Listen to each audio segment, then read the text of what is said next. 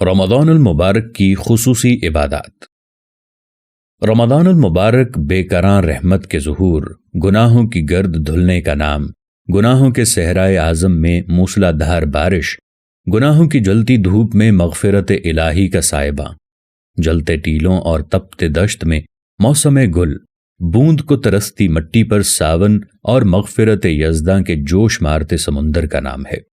ام المؤمنین حضرت عائشہ رضی اللہ تعالی عنہا فرماتی ہیں، جب رمضان المبارک آتا تھا تو تاجدار انبیاء صلی اللہ تعالی علیہ وآلہ وسلم کا رنگ مبارک بدل جاتا تھا اور نماز میں اضافہ ہو جاتا تھا اور دعا میں بہت عاجزی فرماتے تھے اور خوف غالب ہو جاتا تھا۔ حدیث شریف میں آیا ہے کہ جس شخص نے کسی روزے دار کو افطار کرایا تو اس کو گناہوں کی مغفرت اور دوزخ سے نجات ملے گی اور اس کو روزے دار کے برابر ثواب ملے گا۔ رمضان المبارک میں حسب ذیل خصوصی عبادات ہیں۔ نمبر 1، استغفار اور کلمہ طیبہ کا ورد۔ نمبر 2، نماز تراویح۔ نمبر 3، نماز تہجد۔ نمبر 4، نفل عبادات۔ نمبر 5، قرآن حکیم کی تلاوت۔ نمبر 6، غرباء اور مساکین سے غم خواہی۔ نمبر 7، اعتکاف۔ نمبر 8، شب قدر میں قیام۔ امام غزالی رحمۃ اللہ تعالی علیہ اپنی تصنیف مکاشفۃ القلوب کے صفحہ نمبر 686 پر رقم طراز ہیں۔ نبی کریم صلی اللہ تعالی علیہ وآلہ وسلم کا فرمان ہے کہ جب ماہ رمضان المبارک کی پہلی رات آتی ہے تو تمام جنتوں کے دروازے کھل جاتے ہیں اور سارا مہینہ ایک دروازہ بھی بند نہیں ہوتا، اور اللہ تعالیٰ ایک آواز دینے والے کو حکم دیتا ہے کہ یہ آواز دو، اے بھلائی کے طلبگار آگے بڑھو، اے برائی کے طلبگاروں پیچھے ہٹو۔ پھر فرماتا ہے کوئی بخشش مانگنے والا تاکہ اسے بخش دیا جائے، ہے کوئی مانگنے والا تاکہ جو مانگتا ہے اسے دیا جائے، ہے کوئی توبہ کرنے والا تاکہ اس کی توبہ قبول کی جائے۔ صبح طلوع ہونے تک اسی طرح آوازیں دی جاتی ہیں۔ استغفار اور کلمہ طیبہ کا ورد۔ نبی اکرم صلی اللہ تعالی علیہ وآلہ وسلم کا ارشاد ہے کہ یہ مہینہ ایسا ہے کہ اس کا آغاز رحمت ہے، اس کا درمیانی حصہ معافی ہے اور اس کا آخری حصہ دوزخ سے آزادی ہے۔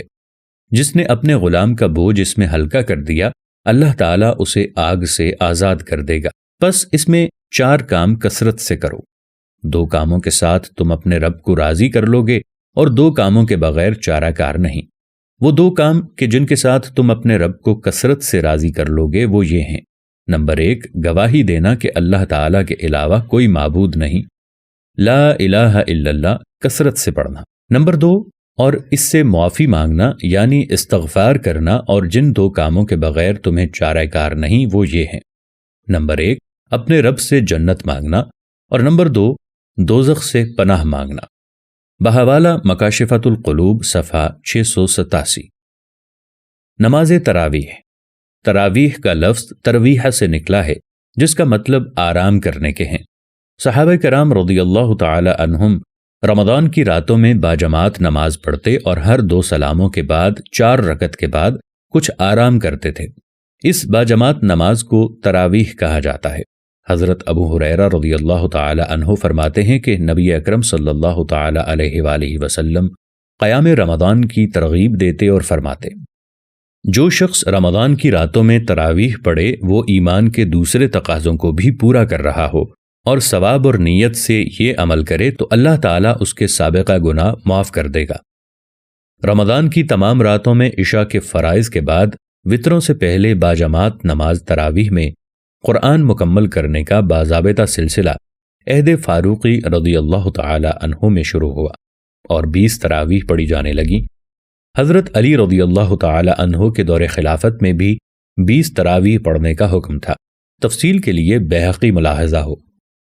حضرت عبد الرحمن رضی اللہ تعالی عنہ فرماتے ہیں کہ حضرت علی رضی اللہ تعالی عنہ نے رمضان میں قراء حضرات کو بلایا اور ان میں سے ایک کو حکم دیا کہ لوگوں کو 20 رکعت تراویح پڑھائے۔ عبد الرحمن رضی اللہ تعالی عنہ فرماتے ہیں کہ وتر حضرت علی رضی اللہ تعالی عنہ پڑھاتے تھے۔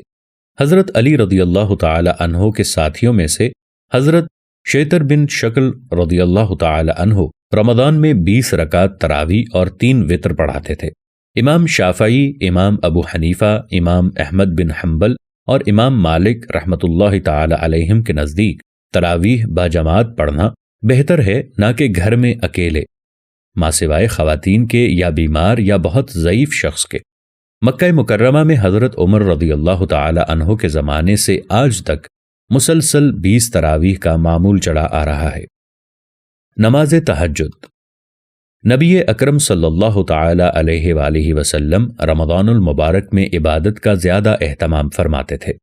حضرت عائشہ رضی اللہ تعالی عنہا فرماتی ہیں کہ رسول اللہ صلی اللہ تعالی علیہ وآلہ وسلم رمضان کے آخری عشرے میں اتنی محنت کرتے کہ اس کے علاوہ اتنی محنت نہ کرتے۔ جو شخص رمضان المبارک میں عشاء کے وقت نماز تراویح پڑھ لے وہ پھر آخری رات میں تہجد پڑھ سکتا ہے۔ نفل عبادات۔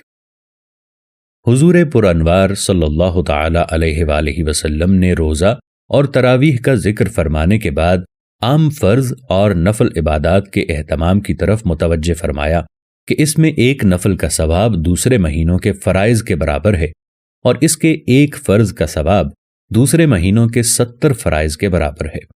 نبی اکرم صلی اللہ تعالی علیہ وآلہ وسلم ارشاد فرماتے ہیں کہ رمضان المبارک میں اللہ کو یاد کرنے والا شخص بخشا بخشایا ہے اور اللہ سے مانگنے والا نامراد نہیں رہتا۔ اعتکاف۔ حضرت عبد القادر جیلانی رحمۃ اللہ تعالی علیہ غنیۃ الطالبین حصہ اول کے صفحہ 29 پر ارشاد فرماتے ہیں، روزے دار کے لیے اعتکاف میں بیٹھنا مستحب ہے۔ اعتکاف اسی مسجد میں ہوتا ہے جس میں باجماعت نماز پڑھی جاتی ہو۔ نبی اکرم صلی اللہ تعالی علیہ وآلہ وسلم رمضان کے اخیر عشرے میں اعتکاف فرماتے تھے۔